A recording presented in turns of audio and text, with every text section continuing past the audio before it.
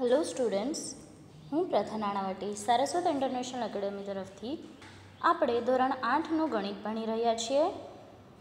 નવું chapter start કરીએ છીએ. ચેપ્ટર નંબર 7 ઘન અને ઘનમૂળ પાર્ટ 1.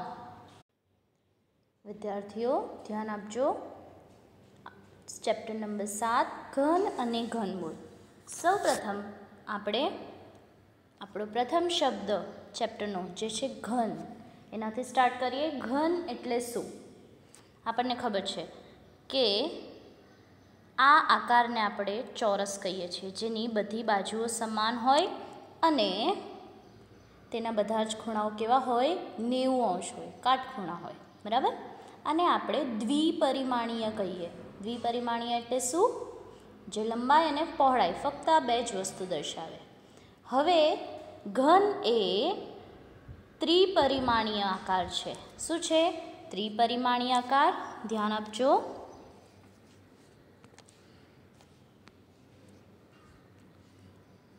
જેમાં લંબાઈ, પહોળાઈ અને ઊંચાઈ આ ત્રણે ત્રણ વસ્તુ દર્શાવવામાં આવે છે, બરાબર છે. એને કહેવાય ઘન.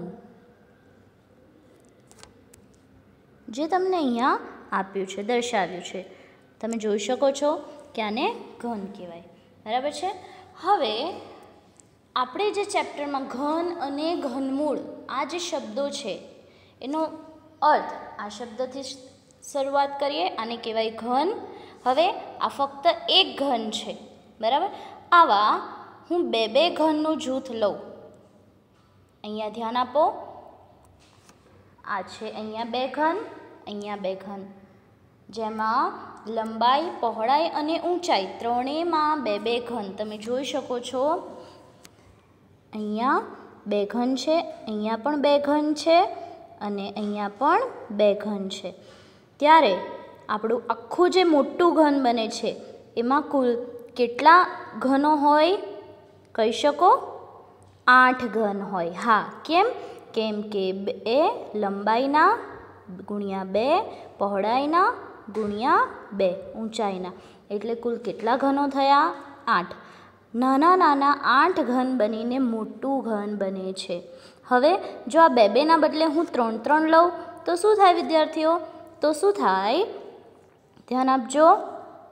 તો લંબાઈમાં 3 ગુણ્યા પહોળાઈના 3 ગુણ્યા ઊંચાઈના 3, 3 ગુણ્યા 3 ગુણ્યા 3 કેટલા થાય? 27. એટલે આ આખો મોટો ઘન કુલ 27 નાના નાના ઘનોનો બનેલો હોય, બરાબર. હવે હું તમને કહું કે આવી જ રીતે જો હું 4 ઘનો, લંબાઈમાં 4, પહોળાઈમાં 4 અને ઊંચાઈમાં 4 ઘન, તો મારે એને કેટલી વાર ગુણવા પડે? 4 ગુણ્યા 4 ગુણ્યા 4. કેમ કે એ ત્રિપરિમાણીય છે. શું છે? ત્રિપરિમાણીય. આમ આટલું આપણે સમજ્યા કે જો પૂર્ણ ઘન બનાવવો હોય તો આપણે કોઈ એક જ સંખ્યાને 3 વખત શું કરવી પડે? ગુણવી પડે. સમજ પડે છે? બસ. તો આપણો આ જ ટૉપિક છે. પૂર્ણ ઘન એટલે શું? કોઈ પણ સંખ્યાનો 3 વખત ગુણાકાર કરવાથી મળતી સંખ્યાને પૂર્ણ ઘન કહેવાય. સમજ પડે છે? ફરી પાછો રિપીટ કરું છું. કોઈ પણ સંખ્યાનો 3 વખત ગુણાકાર કરવાથી મળતી સંખ્યા પૂર્ણ ઘન સંખ્યા કહેવાય. ઘન એટલે શું? કોઈ પણ સંખ્યાની 3 ઘાત. અહીંયા આપણે 3 ગુણ્યા 3 ગુણ્યા 3 કર્યું એટલે એને શું લખી શકીએ આપણે? 3ની 3 ઘાત. હવે આપણને ખબર છે કે 3 ઘાત એટલે શું? એ જ સંખ્યાને 3 વાર ગુણવી, બરાબર છે. બંને સેમ જ છે. 3ની 3 ઘાત એટલે આપણે શું લખી શકાય? 3 ગુણ્યા 3 ગુણ્યા 3 લખી શકાય. સમજ પડે છે? આટલું ક્લિયર થાય છે? હવે આગળ જે મેં તમને હમણાં સમજાવ્યું, એટલે કે જો x એ કોઈ સંખ્યા હોય તો xનો ઘન બરાબર શું થાય? x ગુણ્યા x ગુણ્યા x. અહીંયા xની 3 ઘાત લખી છે, ના આવે, પ્રિન્ટિંગ મિસ્ટેક છે, ધ્યાન આપજો, બરાબર છે. શું થાય?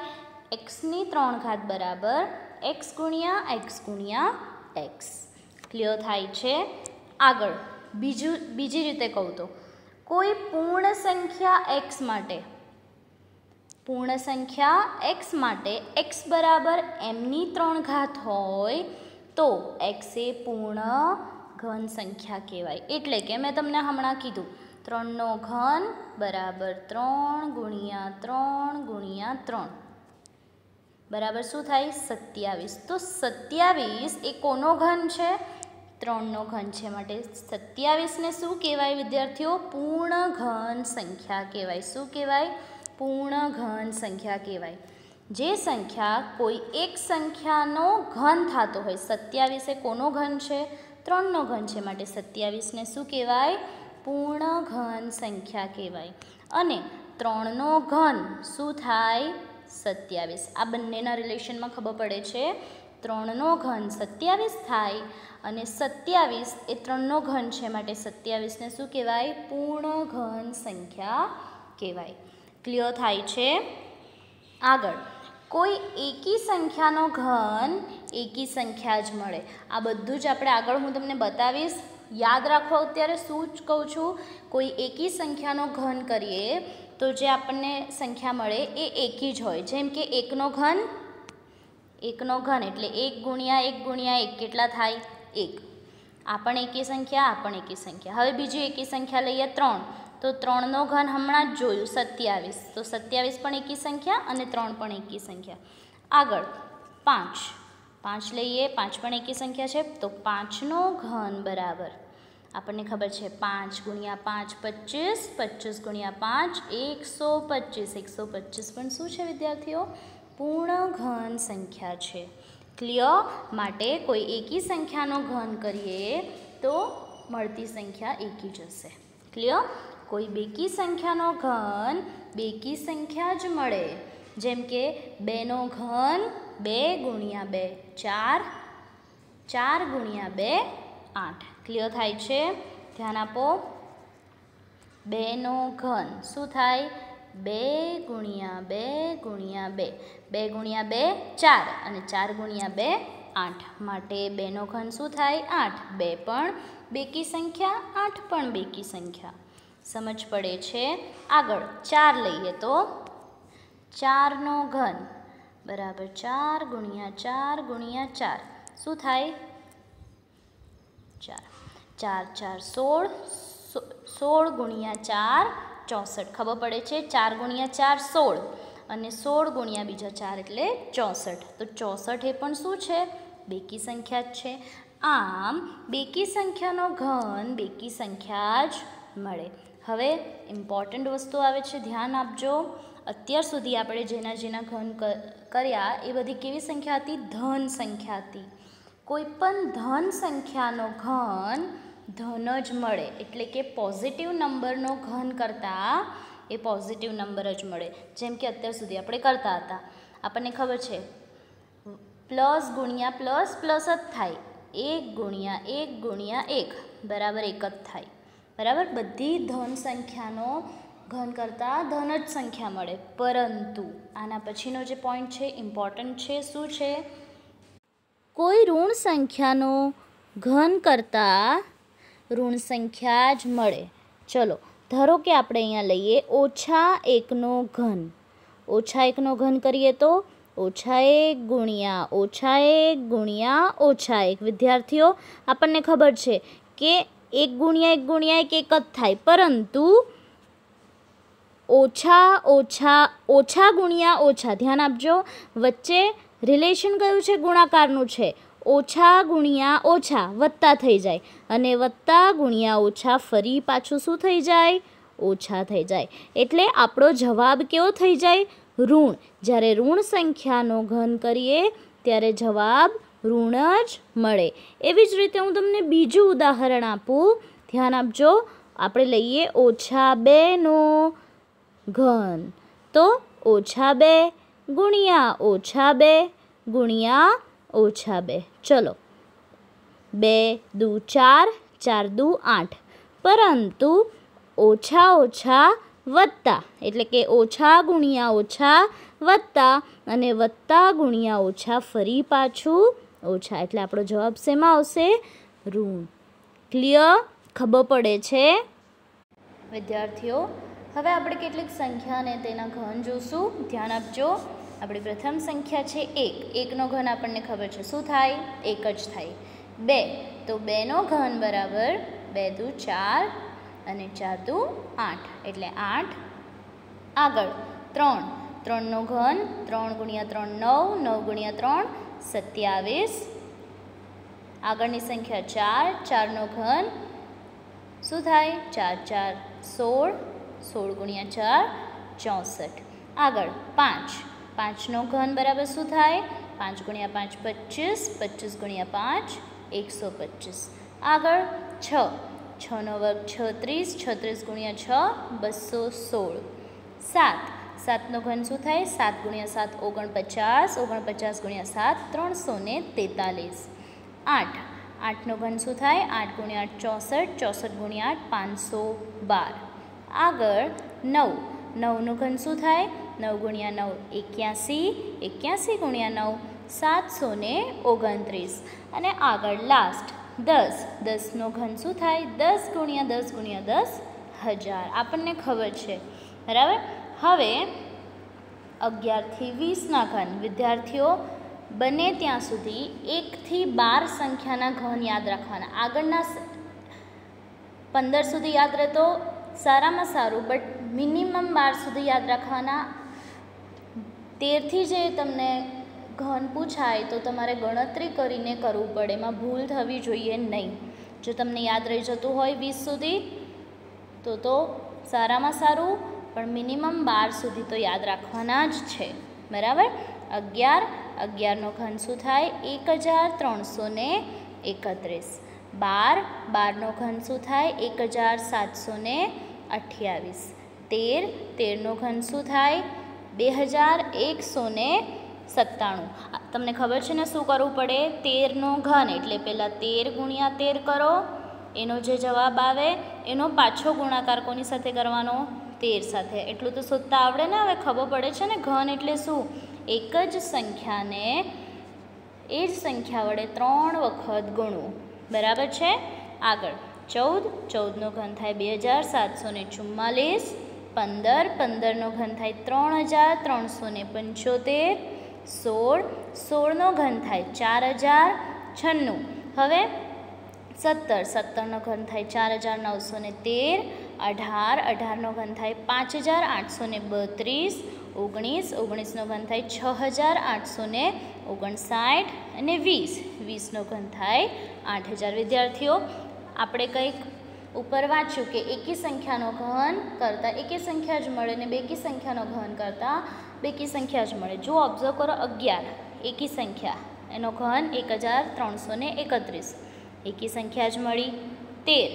13નો ઘન કરતાં એકમના અંકે શું આવ્યો? 7 આવ્યો એટલે પાછી એકી સંખ્યા જ આવે. 15. 15નો ઘન કર્યો તો પણ એકી સંખ્યા. 17. 17 પણ એકી સંખ્યા, એનો ઘન કરીએ તો પણ એકી સંખ્યા. 19. 19 પણ એકી સંખ્યા, એનો ઘન કર્યો તો પણ એકી સંખ્યા. એવી જ રીતે બેકી માટે. તો બેકી માટે શું જોઈએ? 12. 12નો ઘન કર્યો તો 1728 જે બેકી સંખ્યા છે. એવી જ રીતે 14. 2744 બંને બેકી સંખ્યા. 16. 4096 બંને બેકી સંખ્યા. 18. 5832 પાછી બંને બેકી સંખ્યા. અને 20. 8000 બંને બેકી સંખ્યા. ક્લિયર? સમજ પડે છે? હવે આના પરથી શું કહી શકાય? મેં તમને કીધું હમણાં જ કે જે અહીં જે આ 1 જે ઘન કરીને સંખ્યા મળે છે 1, 8, 27, 64, 125, 216, 343 આ બધી સંખ્યાઓ કેવી સંખ્યા કહેવાય? પૂર્ણ ઘન સંખ્યા કહેવાય. કે જે સંખ્યા કોઈ એક જ સંખ્યાનો 3 વખતનો પુનરાવર્તિત ગુણાકાર હોય એને શું કહેવાય? પૂર્ણ ઘન સંખ્યા. ક્લિયર? 1 થી 8ની વચ્ચે કોઈ સંખ્યા પૂર્ણ ઘન નહીં મળે તમને. કેમ? 1 જે છે એ 1નો જ ઘન છે અને પછી 8 છે એ 2નો ઘન છે. 1 આપણી જે સંખ્યા છે આ 1 અને 2 એ બંને વચ્ચે કોઈ સંખ્યા આવતી નથી. ક્લિયર? માટે 1, 8, 27, 64 આ બધી કેવી સંખ્યા છે? પૂર્ણ ઘન સંખ્યા છે. તો હવે હું તમને એવું પૂછું કે 1 થી 100ની વચ્ચે કઈ કઈ પૂર્ણ ઘન સંખ્યા આવે? તો તમે મને કહી શકો કઈ કઈ આવે? 1, 8, 27 અને 64, બસ. પછી તો 125 થઈ જાય, જે કોનો ઘન છે? 5. બરાબર.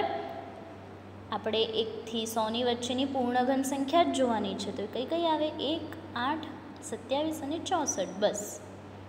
ક્લિયર થાય છે? પૂર્ણ ઘન સંખ્યા એટલે શું ખબર પડે છે? ઓકે વિદ્યાર્થીઓ, હવે આપણો નેક્સ્ટ ટોપિક છે, ધ્યાન આપજો. આપણે જે ઘન કરીને જોયા, ઉપર જે ટેબલ જોયું, 1 થી 20 સુધીની સંખ્યાનો ઘન કરીને જોયા. બરાબર. હવે ધ્યાન આપજો, જે તે સંખ્યાના એકમના અંક પરથી ઘન કરતાં મળતી સંખ્યાનો એકમનો અંક નક્કી કરી શકાય. એટલે શું? હવે ધારો કે મેં 11 છે, હું જો 11નો ઘન કરું અને જે મને સંખ્યા મળે છે એનો એકમનો અંક હું આ ગણતરી કર્યા વગર જ કહી શકું. કેવી રીતે? આના એકમના પરથી, આપેલી સંખ્યાનો એકમના અંક પરથી આખી સંખ્યાનો ઘન કરતાં મળતી સંખ્યાનો એકમનો અંક નક્કી કરી શકાય. સવાલમાં ખબર પડે છે. સૌથી ઇમ્પોર્ટન્ટ છે કે વાક્ય શું કહે છે, આપણે શું સમજવા જઈ રહ્યા છીએ એ સમજો. કોઈ એક સંખ્યા છે, ધારો કે હું લઈ લઉં 15, તો આ જે સંખ્યા છે એના એકમના અંક પરથી હું નક્કી કરી શકું કે આખી સંખ્યા એટલે 15નો ઘન કરું અને મને જે સંખ્યા મળે એ સંખ્યાના એકમના અંક પર કઈ સંખ્યા આવશે એ હું ગણતરી કર્યા વગર કહી શકું. તો એના માટે શું છે જોઈએ? ધ્યાન આપજો. યાદ જ રાખવાનું છે તમારે. હું તમને ઓબ્ઝર્વ પણ કરાવીશ, તમે સમજી જ જશો. બરાબર. ચલો, હવે જ્યારે કોઈ સંખ્યાનો એકમનો અંક 1 હોય અને એ આખી સંખ્યાનો ઘન કરીએ તો મળતી સંખ્યા, ઘન કર્યા પછી આપણને જે પૂર્ણ ઘન સંખ્યા મળે છે એના એકમના સ્થાને શું આવે? 1 જ આવે. ધ્યાન આપજો વિદ્યાર્થીઓ. બરાબર છે. જ્યારે એક એકમના અંકે 1 અંક હોય એટલે કે 1 નંબર હોય અને આખી સંખ્યાનો ઘન કરીએ તો મળતી સંખ્યાનો એકમના અંકે પણ 1 આવે. જેમ કે શું છે? અહીંયા મેં તમને દર્શાવ્યું છે. 11નો વર્ગ શું થાય? 1331. અહીંયા એકમના અંકે પણ 1 અને અહીંયા એકમના અંકે પણ 1. 21નો ઘન શું થાય? 9261. જુઓ, બંનેના અંકે શું છે? એકમના અંકે શું છે? 1 જ છે. 31નો વર્ગ કરશો તો પણ તમને 31નો ઘન કરશો તો પણ તમને એકમના અંકે શું મળશે? 1 જ મળશે. ક્લિયર? 41નો ઘન કરશો તો પણ ઘન કર્યા પછી જે સંખ્યા મળે એના એકમના અંકે તમને 1 જ મળશે. ક્લિયર? હવે આગળ બીજી સંખ્યા એટલે કે 2. જ્યારે કોઈ સંખ્યાના એકમના અંકે 2 આવતો હોય અને એ આખી સંખ્યાનો ઘન કરીએ તો મળતી સંખ્યાના એકમના અંકે આપણને શું મળે? 8 મળે. શું મળે? 8. જેમ કે અહીંયા આપણને ખબર છે કે 2નો ઘન કરીએ તો 8 મળે આપણને. 12નો ઘન કરીએ તો 1728. જુઓ, 12માં એકમના અંકે 2 હોય અને એનો ઘન કર્યા પછી પણ મળતી સંખ્યાના એકમના અંકે શું હોય? 8 હોય. એવી જ રીતે 32નો વર્ગ. ધ્યાન આપજો વિદ્યાર્થીઓ. 32નો વર્ગ કરીએ તો આપણને કઈ સંખ્યા મળે? 32768. 32માં એકમના અંકે 2 છે, એના ઘનમાં પણ એકમના અંકે 8 છે. બરાબર. તમે આગળ 42નો ઘન કરીને જોશો તો પણ તમને એકમના અંકે શું મળશે? ફરી 8 જ મળશે. બરાબર. આગળ ત્રીજી સંખ્યા એટલે કે 3. જ્યારે કોઈ સંખ્યાના એકમના અંકે 3 આવે તો આખી સંખ્યાનો જ ઘન કરીએ તો એકમના અંકે શું આવે? 7. જેમ કે 13નો ઘન 2197. જોઈ શકો છો તમે, અહીંયા એકમના અંકે 3 છે, ઘન કર્યા પછી એકમના અંકે 7 આવે. 53નો ઘન અહીંયા 3 છે, અહીંયા પણ 7 આવે. ક્લિયર? સમજ પડે છે? આગળ 4. તો જ્યારે 4 આવે ત્યારે એકમના અંકે પાછો 4 જ આવે. ક્લિયર? જેમ કે 24નો ઘન તો અહીંયા શું આવ્યો? 4. 74નો ઘન અહીંયા શું આવ્યો? 4. અહીંયા પણ એકમના અંકે 4, અહીંયા પણ એકમના અંકે 4. હવે 4 પોતે જ લઈ લો તો 4નો ઘન કરીએ તો શું આવે? 64 આવે. એટલે એકમના અંકે શું આવે? 4 જ આવે. ક્લિયર થાય છે? આગળ 5. 5નો ઘન કરીએ તો મળતી સંખ્યાના એકમના અંકે 5 જ આવે. એટલે કે કોઈ સંખ્યાના એકમના અંકે 5 હોય તો તે આખી સંખ્યાનો ઘન કરતાં મળતી સંખ્યાના એકમના અંકે 5 જ આવે. કન્ફ્યુઝ થવાની જરૂર નથી. મેં તમને સ્ટાર્ટિંગમાં જ સમજાવી દીધું છે કે આપણે શું સમજીએ છીએ, બરાબર. આ ફક્ત એના બાજુમાં ઉદાહરણ છે. જો અહીંયા એકમના અંકે 5, અહીંયા પણ એકમના અંકે 5, અહીંયા એકમના અંકે 5, અહીંયા પણ એકમના અંકે 5. ક્લિયર? આગળ 6. જ્યારે કોઈ સંખ્યાના એકમના અંકે 6 હોય, ઘન કરીએ મળતી સંખ્યાના એકમના અંકે 6 જ આવે. ક્લિયર? અહીંયા ઉદાહરણ છે 6નો ઘન 216, 26નો ઘન 17,576. જોઈ શકો છો તમે. આગળ 7. જ્યારે કોઈ સંખ્યાનો એકમનો અંક 7 હોય અને ઘન કરીએ તો મળતી સંખ્યાનો એકમનો અંક શું મળે? 3 મળે. તો પહેલાં તો આપણે 7 જ વિચારીએ તો 7નો ઘન શું થાય? 343. ક્લિયર? અહીંયા 17નો ઘન જુઓ, અહીંયા એકમના અંકે 7 છે, અહીંયા પણ એકમના અંકે શું આવશે? 3 આવશે. 37નો ઘન એકમના અંકે 7, અહીંયા એકમના અંકે 3. ક્લિયર? આગળ 8. કોઈ એક સંખ્યા છે જેનો એકમના અંકે 8 હોય, આખી સંખ્યાનો ઘન કરો, તમને જે સંખ્યા મળે એના એકમના અંકે 2 હોય. ઉદાહરણ આપ્યા છે. 8નો ઘન જ જ્યારે એકમના અંકે 8 છે ત્યારે આપણને જવાબમાં એકમના અંકે 2 મળે. 18નો ઘન 5832. ક્લિયર થાય છે? 9 તો 9 જ મળે પાછું. જેમ કે 9નો ઘન કરીએ, 19નો ઘન કરીએ, 39નો ઘન કરીએ, જુઓ બધામાં આપણને એકમના અંકે 9 જ મળશે. બરાબર છે? અને લાસ્ટમાં 0. આ તો આપણને ખબર જ છે, 0 હોય તો આપણને એકમના અંકે ફરી પાછું 0 જ મળે. હવે કન્ફ્યુઝ થવાની જરૂર નથી. હું તમને ઇઝીલી યાદ રહે એવી ટ્રીક આપું છું, ધ્યાન આપજો. કેવી રીતે યાદ રહેશે આ? તો 1, 4, 5, 6, 9 અને 0. ફરી બોલું છું. 1, 4, 5, 6, 9 અને 0.